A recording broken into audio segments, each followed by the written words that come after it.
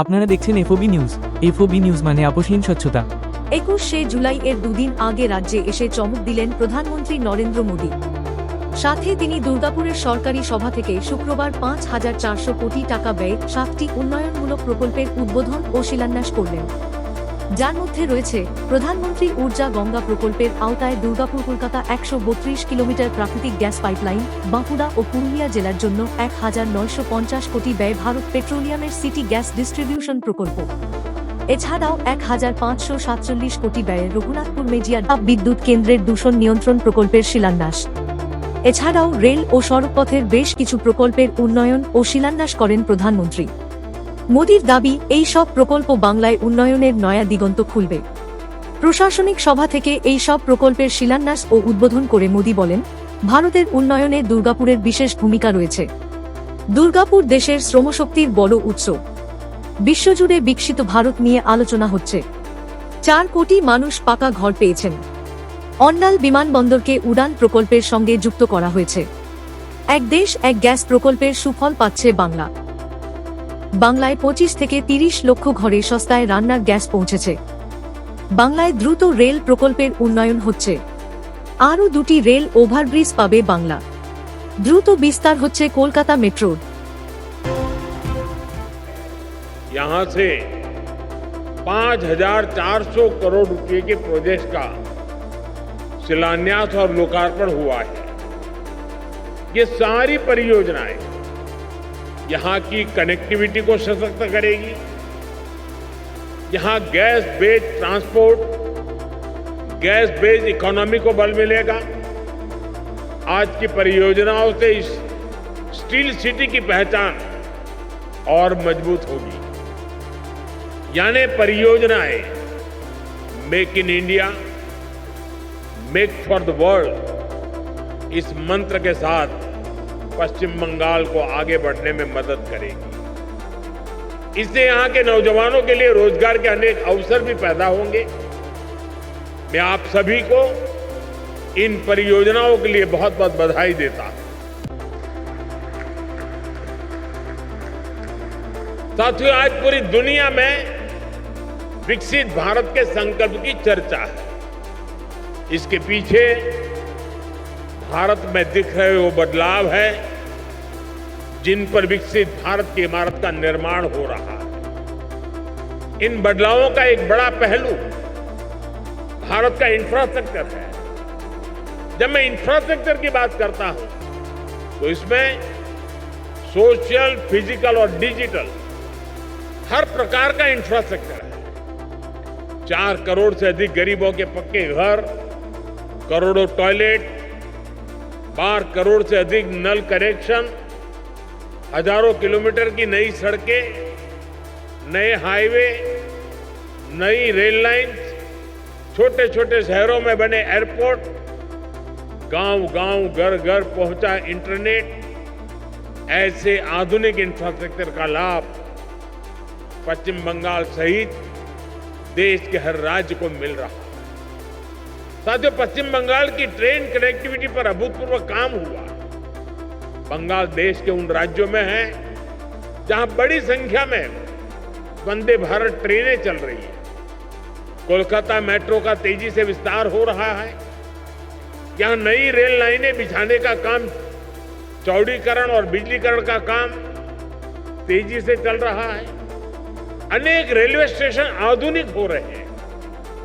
इसके अलावा बहुत बड़ी संख्या में रेल ओवरब्रिज भी बनाए जा रहे हैं।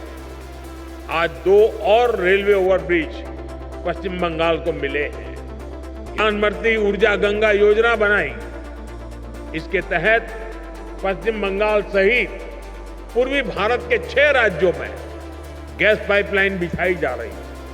लक्ष्य ये है कि इन राज्यों में भी पाइप से सस्ती गैस उद्योगों तक पहुंचे, रसोई तक पहुंचे। जब गैस की उपलब्धता होगी तभी इन राज्यों में सीएनजी से गाड़ियां चल सकेगी। हमारे उद्योग गैस आधारित टेक्नोलॉजी का उपयोग कर सकेंगे। मुझे खुशी है कि आज दुर्गापुर की ये औद्योगिक धरती भी नेशनल गैस ग्रिड का हिस्सा बन गई है। इसका बड़ा लाभ यहां के उद्योगों को होगा। इस प्रोजेक्ट से पश्चिम बंगाल के करीब 25 से 30 लाख घरों में पाइप से सस्ती गैस पहुंचेगी। यानी इतने परिवारों का, माताओं बहनों का जीवन आसान होगा। मैं बंगाल के लोगों को इन प्रोजेक्ट के लिए पूरा होने की विशेष बधाई देता हूं। साथियों, भारत की फैक्ट्रियां हो या हमारे खेत खलिहान, हर जगह एक ही निश्चय के साथ काम हो रहा है।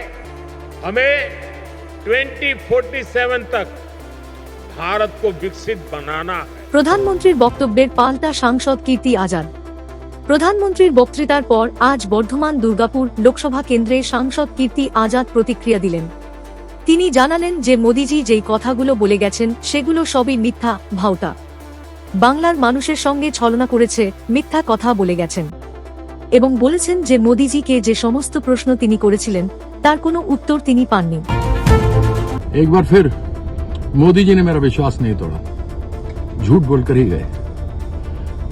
बंगाल को बदनाम करने का प्रयास किया, लेकिन अपनी तरफ से क्या करेंगे वो बताया नहीं। उनसे मैंने पूछे थे प्रश्न, लेकिन उन प्रश्नों का जवाब नहीं मिला। चाहे वो दुर्गापुर फर्टिलाइजर प्लांट हो, दुर्गापुर स्टील प्लांट का मॉडर्नाइजेशन हो, MAMC को बनाना हो, कुछ नहीं कहा उन्होंने। आकर के बदनाम करते चले गए।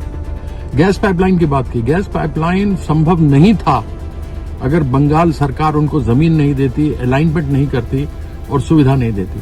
मोदी जी उसको नहीं बोलेंगे, कभी नहीं बोलेंगे, क्योंकि वो सच बोल ही नहीं सकते, वो दूसरे किसी को क्रेडिट दे ही नहीं सकते। विषमता भरी पड़ी है उनके अंदर। मैं आपको एक उदाहरण देता हूं। दिल्ली में वो चुनाव जीते, अरविंद केजरीवाल को हराया और उन्होंने कहा लोगों को चुनाव से पहले कि जहां झुग्गी वहीं घर देंगे, आप लोगों को लोन बनाकर देंगे, आप लोगों को नौकरियां मिलेंगी। और सबसे पहला काम क्या किया? बुलडोजर भेजकर 7 दिनों के अंदर उन सभी घरों को तोड़ दिया। यानी पहले झूठ बोलो, लोगों को बरगलाओ और उसके बाद फिर उनको तोड़ो। एक इन्फिल्ट्रेशन के बारे में बोल गए कि बांग्लादेशी घुस रहे हैं हमारी सीमाओं में, उनको पश्चिम बंगाल की सरकार आश्रय दे रही है। अरे नरेंद्र मोदी जी, क्या देश के लोग इतने बेवकूफ हैं जितना आप समझते हैं? अगर आपको दिमाग नहीं है तो क्या देश में लोगों को दिमाग नहीं है? भोले भाले लोग हैं, दिमाग नहीं है क्या? आपकी केंद्र वाहिनी, आपकी BSF, आपकी CRPF, आपकी मिलिट्री, वो तो अमित शाह के अंतर्गत है। आप क्यों घुसने देते हैं? आप क्यों हम लोगों को बदनाम करते हैं? आप बंगालियों को जहां रह रहे हैं पूरे देश भर में, जो बंगला बोलते हैं उन सबों को आप पिटवा रहे हैं। आपकी भारतीय जनता पार्टी की सरकार में हो रही है।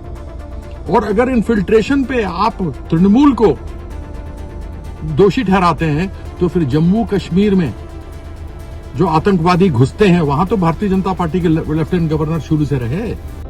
वहां पे तो अमित शाह होम मिनिस्टर हैं, होम उनकी, मिलिट्री आपके राजनाथ की, गवर्नर वहां पर मनोज सिन्हा, और वैसे भी वहां के मुख्यमंत्री बोलते हैं कि हमारे पास तो कुछ है नहीं, सब कुछ तो इन्हीं के पास है।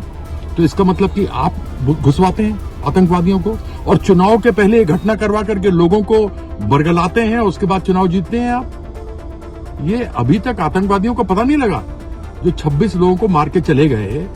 क्या अमित शाह ने उनको वीजा दिया था क्या कि वीजा पर लो, आओ यहां लोगों को मारो और जाके छुप जाओ? ट्रंप आपकी बेइज्जती करता रहता है, 25 बार बोल चुका है कि मैंने सीजफायर करा है, जबकि देश में यह तय किया गया था कि भारत पाकिस्तान के बीच में तीसरा कोई आएगा नहीं, लेकिन आपके समय में घुस लिया। झूठों के सरदार हैं आप। ये इन्फिल्ट्रेशन की बातें ना करो। ये बंगाल में जो घर मिले हैं, बांग्लार बाड़ी, जो पैसा आपको देना था आपने नहीं दिया। मैंने पूछा था आपसे, क्यों नहीं दिया? मनरेगा का देना था आपको, आपने दिया नहीं। आपसे पूछा था, क्यों नहीं दिया? भाई बहनों, यहां पर नौकरी नहीं मिल रही। नौकरी तो आपका DSP देगा, नौकरी तो आपका फर्टिलाइजर प्लांट देगा, MAMC देगा, ग्लास फैक्ट्री यहां पर लगी हुई थी वो देगा, FSNL उसने आपको, उसको आपने प्राइवेटाइज कर दिया जहां 1000 लोग काम करते थे। मोदी जी झूठ मत बोलो। बंगाल की जनता आपको जानती है, बंगाल की जनता आपको समझती है। आपके झूठ के पुलिंदे जो यहाँ पर फेंक करके जाते हैं, जुमले मारते हैं, हम सबों को मालूम है। इसलिए माफ करिए, इस बार आप 0 पर आउट होने वाले हैं, 0 पर 0, 0। पिछले बाई इलेक्शन में 6 विधानसभा चुनाव के अंदर 6-0 मतलब आपको ऐसा छक्का मारा ममता बंदोपाध्याय ने कि आप बंगाल के बाउंड्री के बाहर चले गए। वही होगा। आपकी बातों को बंगाल की जनता समझती है। बंगालियों का जो अपमान आप पूरे देश में आपकी भारतीय जनता पार्टी कर रही है, उस सबों को देख रही है और इस अपमान का बदला इस बार असेंबली में आपको मुंह तोड़ के मिलेगी। आपकी सारी सीटें जमानत जब्त होंगी। ये मैं आपको बंगाल के लोगों की तरफ से कह देता हूँ। बहुत बहुत धन्यवाद आपके झूठ के पुलिंदे के लिए। एक बार पुनः धन्यवाद करता हूं कि आपने मेरे विश्वास को नहीं तोड़ा, जुमलों की बौछार लगाई। झूठों के सरदार बादशाह श्री नरेंद्र मोदी जी को मेरा नमस्कार।